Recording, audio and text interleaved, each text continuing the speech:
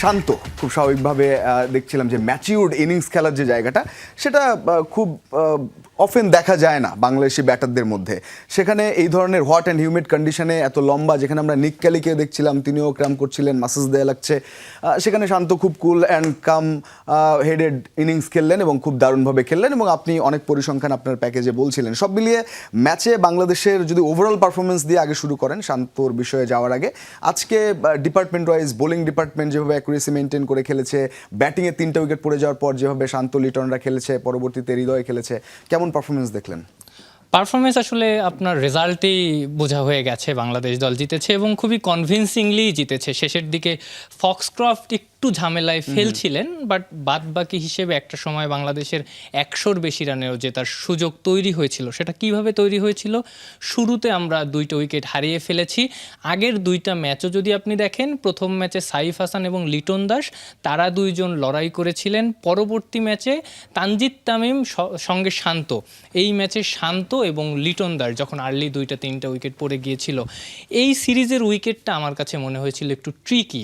এখানে আপনি যে নর্মাল ওয়ানডে ক্রিকেট 320-325 রানের ক্রিকেট খেলতে পারবেন বলে কখনোই মনে হয়নি, কারণ একটু এক্সট্রা বাউন্স কিন্তু 3টা ম্যাচেই আমরা দেখেছি। নাহিদ রানা বেনিফিটেড হয়েছেন, এই ম্যাচেও ওরক বেনিফিটেড হয়েছেন, আর্লি তিনি 3টে উইকেট তুলে নিয়েছেন।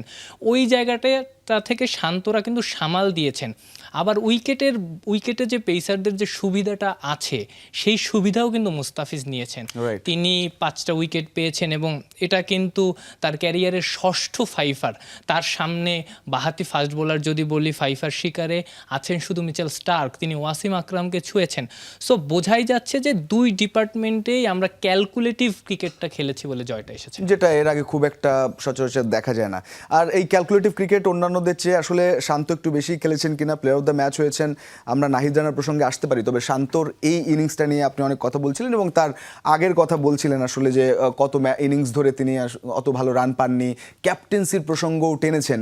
চাপের মুহূর্তে তিনিই ভালো করেন যিনি দায়িত্ব নিতে জানেন। তো সেই দায়িত্ব নেওয়ার অভ্যাস তো শান্তর ছিলই, কিন্তু শান্তকে কি আমরা পুরোপুরি ব্যবহার করতে পারিনি, নাকি অধিনায়ক শান্তকেও সামনে আরও পেতে পারে কিনা বাংলাদেশ? রেসপন্সিবিলিটির জায়গাটা যখন আসে, শান্ত ভালো করেন। আমাদের কাছে একটা পরিসংখ্যানও ছিল, আমরা আগের প্যাকেজে ব্যবহার করেছি, যে তিনি যখন শুরুতে ক্যাপ্টেন্সিটা পেলেন 2023-এ ওয়ার্ল্ড কাপের ঠিক আগে নিউজিল্যান্ডের সঙ্গে ম্যাচেই, যে ম্যাচটা খেলে তামিম ইকবাল তার ক্যারিয়ারের শেষ ম্যাচটা খেলেছিলেন, তার ঠিক পরের ম্যাচে সিরিজের 3rd ওয়ানডেতে তিনি 76-77 এরকম একটা রান করেছিলেন। বাংলাদেশ ওই ম্যাচটা হেরেছিল নিউজিল্যান্ডের সাথে, বাট তার ক্যাপ্টেন্সির ডেবিউটা ছিল। পরে ওয়ার্ল্ড কাপেও তিনি 2টা ম্যাচে ক্যাপ্টেন্সি করেন।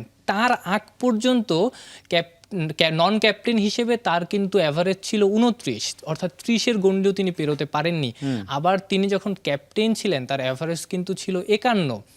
তার ক্যাপ্টেন্সি যখন চলে যায় কিংবা নিয়ে নেওয়া হয়, এরপর থেকে কিন্তু তার অ্যাভারেজ আবার নামতে থাকে।